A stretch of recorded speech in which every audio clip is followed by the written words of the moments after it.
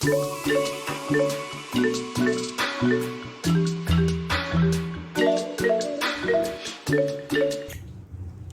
dekat, pulang. Oke. Assalamualaikum warahmatullahi wabarakatuh. Hai, perkenalkan nama saya Nisa Sila dengan NIM 211000120140048. Saya dari Teknik Geologi angkatan 2020.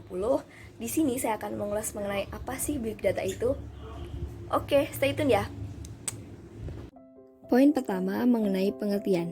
Big Data adalah kumpulan proses yang terdiri dari volume data dalam jumlah yang besar yang terstruktur maupun tidak, dan digunakan untuk membantu kegiatan bisnis. Konsep ini dicetuskan oleh seorang analisis industri bernama Doug Linney sekitar 2000 dan terus berkembang hingga saat ini. Big Data memiliki beberapa fungsi. Yang pertama yaitu dapat mengambil data dari sumber apapun dan menganalisisnya untuk menemukan jawaban yang memungkinkan. Kedua, dapat menentukan penyebab suatu masalah. Ketiga, pengambilan sebuah keputusan yang cerdas dan tepat. Yang keempat, mendeteksi sebuah anomali atau perilaku yang menyimpang dalam struktur bisnis.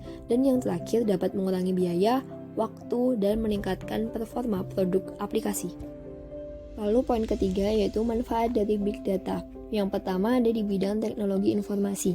Contohnya ada dalam penggunaan perangkat mobile seperti smartphone, tablet, iPod, dan lain-lain. Di sini kita dapat menemukan berbagai sistem aplikasi. Lalu yang kedua yaitu media sosial. Di media sosial ini kita dapat mengakses berbagai informasi yang kita cari. Lalu yang ketiga ada perangkat cerdas. Perangkat cerdas ini memiliki beberapa contoh seperti kulkas, mesin cuci, dan AC. Dengan menggunakan sistem yang telah terintegrasi dengan jaringan internet, maka segala bentuk aktivitas dapat dikoordinir dalam satu sistem aplikasi saja. Dan yang terakhir ada media digital.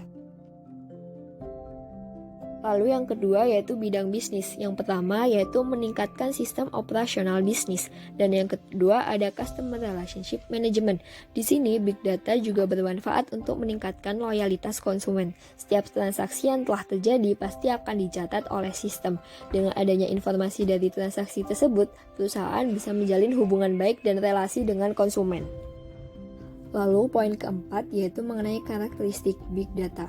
Yang pertama ada volume. Di sini ukuran media penyimpanan data yang sangat besar atau mungkin tak terbatas hingga satuan petabytes atau zettabytes. Lalu yang kedua ada velocity. Big Data memiliki kecepatan yang memungkinkan untuk dapat diterima secara langsung atau real time. Lalu yang ketiga ada variety. Jenis variasi data yang dimiliki oleh Big Data lebih banyak dan kebanyakan tidak terstruktur. DSAS juga mempertimbangkan dua dimensi tambahan dalam hal karakteristik Big Data. Yang pertama ada value atau nilai. Aliran data tidak dapat diprediksi atau sering berubah dan sangat bervariasi. Lalu yang kedua ada kebenaran.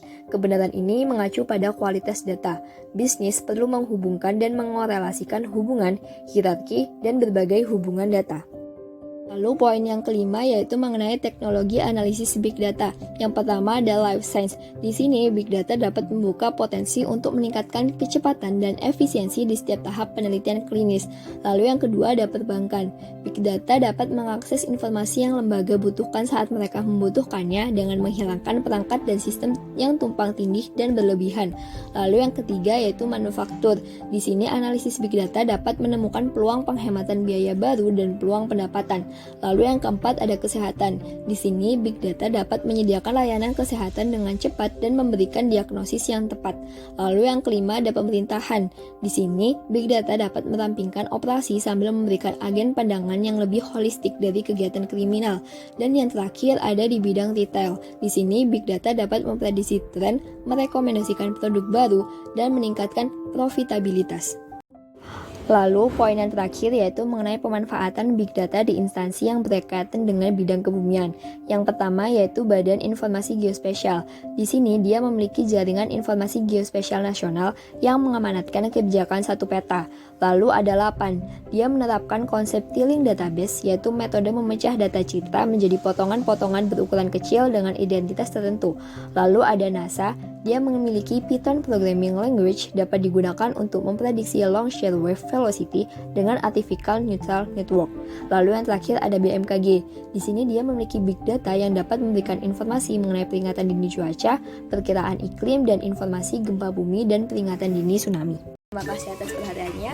Mohon maaf apabila salah kata. Wassalamualaikum warahmatullahi wabarakatuh. Dadah.